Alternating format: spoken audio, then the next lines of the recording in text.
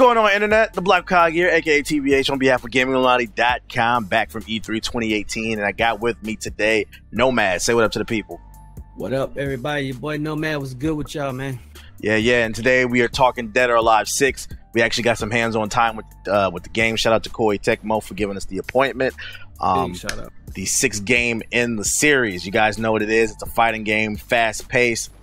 First impressions of Dead or Alive 6. You are our fighting game expert, Nomad, part of Team Noble, Mr. FGC himself. What was your first impressions of the game, especially coming from, because I know you're not a fan of the Dead or Alive series, are you? Right, absolutely. Yeah, I wasn't the biggest fan of the game. When I did get my hands on it, immediately I already noticed that the directional pad, the movement and motion was very, very fluid. I mean, like you literally tap in, it just wasn't like a stiffness. It was just like a straight movement. Just flowed right. Yeah, the flow right. The 8-way directional run felt really well. Dash felt good. The buttons were good.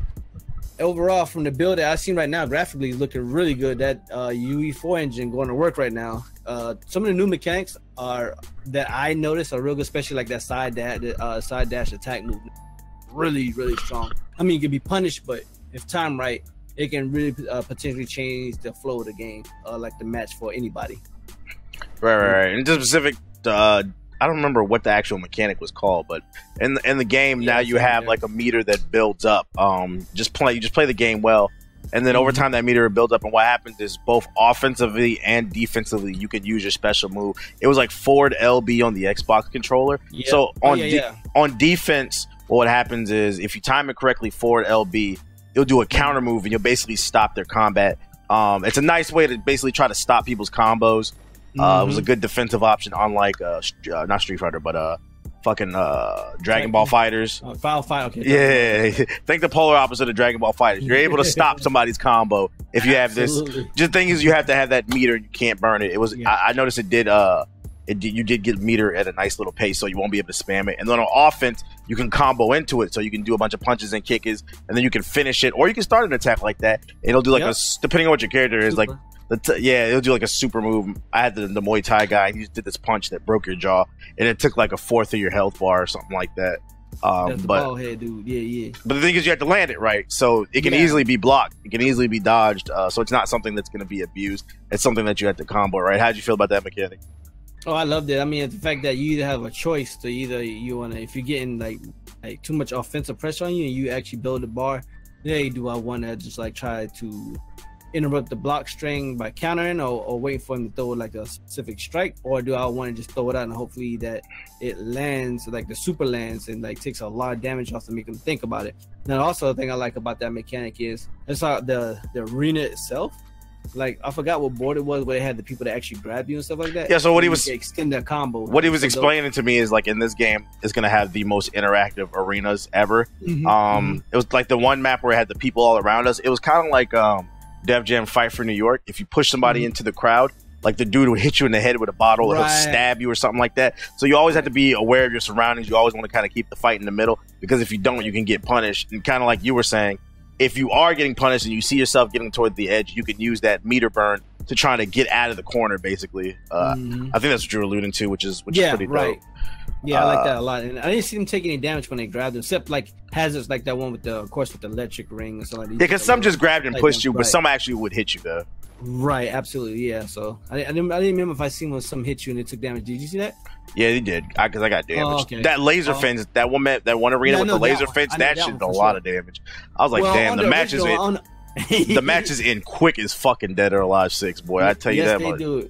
And the juggle system on it wasn't too bad. Like it's not like how Tekken's juggle. Like one time you get knocked down, it's like, do you guess or not? I think it's like pretty much one time. Like when you get knocked down, you have one potential chance for juggle, but you still have a chance to fight back when you do get knocked down. All right. So, what's the name? How did you feel about like the 4 characters that they had? So far, the 4 characters, I don't see. Being that I'm not I wasn't the biggest fan of the series. So I don't remember exactly name. That the bald head guy, I think his name was Bruce. The Bruce Lee type knockoff. I can't remember his name. Then they had the female. Oh, what's her name? You remember her name? I don't remember none of that. Yeah, I don't remember none. They had the blonde chick that looked like Nina from Tekken. Yeah, the one blonde chick from Nina. And then the one main redheaded Asian chick, I think, from the series. Chick, yeah. Yeah, she like reused a friend or something like that, if I'm not mistaken, from what I remember. But out of all 4 of those characters I had so far, the Bruce Lee look-alike, or I should say knockoff, it probably was the strongest out of all of them so far. Because I tried the Muay Thai guy, but he was just slow. He was a little slow compared to the Bruce Lee guy. So when I played the dev and it was against them in that matchup, I felt like my strikes weren't coming out as fast enough as that character was. So. And don't worry, when we actually went to play the game, we did ask the devs the hard questions. I asked them, since this is the 6th iteration in the series of Dead or Alive, does that mean that a new Dead or Alive beach volleyball is coming? They laughed. They laughed. I told them we love the jiggle physics. I told them Nomad was a big fan. So you're looking. So they're saying he didn't say it's not. He said he wasn't in the cards right now, but don't rule it out completely. We could see some big titty vacations pretty soon. So what do you think they need? Because I always feel like Dead or Alive has been one of those games that's kind of like it really hasn't been picked up by the FGC. What do you think it needs to do to kind of pick it up based off what you played? Cross-platform, absolutely. Yeah, we did suggest that. Yep. Yeah, it's got to be PC to PS4 or PC to Xbox, just like how Street Fighter does it because it's on PS4. PC, PS4. But for any other games, like for example Fortnite, where you got cross-platform PC versus any other platform that it plays against. So, but make it good cross-platform, because fucking I just re-downloaded Street Fighter and I'm ready to uninstall it again already. Like all it is people just skipping frames everywhere. Like what's the online service? What's the online servers that KI uses? It's like GD3 or something like that. They have it's like a GGPO. GPO, okay, yeah, GPO. They have the best netcode, hands down. Yeah, you need to get that netcode. Yeah, that netcode is literally 1-for-1, bro. Like you can't never. If it's lag, that's because somebody's connection is really terrible in KI. Yeah, what's the name is using that netcode too? Fantasy Strike. I don't know if you heard of that. Yeah, I heard about that game. That game is so weird though. I like it because it's simple. I haven't got used to it yet. It's about footies. That's why we talked to the dev at PAX. But yeah, didn't have so that's not a proprietary. Yeah. That's not a proprietary online infrastructure for KI. It's not. Other people can use it. No, theirs is slightly because they actually tweaked it to something else as well. It was based off the GGPO, but then they added stuff on top of that. They should really release it out to every fighting game out there. Street Fighter need to pick it up. Tekken need to pick it up. Dragon Ball need to pick it up, because they have some moments where that frame delay is really terrible in that game. 20 frames in Dragon Ball. If they can get that down on as far as like the online aspect, I think they have a solid game. At least they have the core fans, and it will bring in new fans. So right, that's the main thing they want to bring in, to bring fans. So I'll say that I was kind of like, I've always kind of been whatever about Dead or Alive 2 as well, but after playing this, like I think I'm gonna pick it up. I enjoyed it for what it was. I'm definitely gonna pick it up. I'm definitely gonna put some time into it and see how far I can go with it. I don't know if I'll compete super hardcore heavy into it, but for the most part, I'll put like enough in it where I can hold my own if I go against somebody that actually knows what they're doing.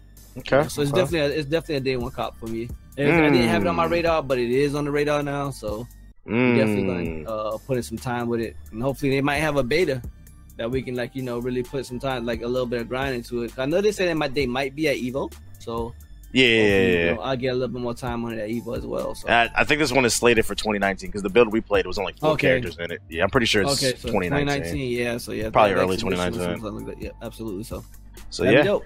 There you have it. Our opinions on Dead or Alive 5. We were pleasantly surprised by it. Let us know what you guys thought about it in the comment section below. If you enjoyed the video, please leave a like. And if you want to further support us on Patreon at patreon.com/GI updates. There will be a link in the description box below. We have all different type of rewards online for those who choose to financially support us. You can hop in the Discord game with us, hop on our podcast, hop in videos. We do game giveaways every month. Once again, that's patreon.com/GI updates. There will be a link in the description box below. Other than that, we got more E3 videos to record, so we about to cut this one off and get to another one. And another one. And another one. All right, y'all. Peace.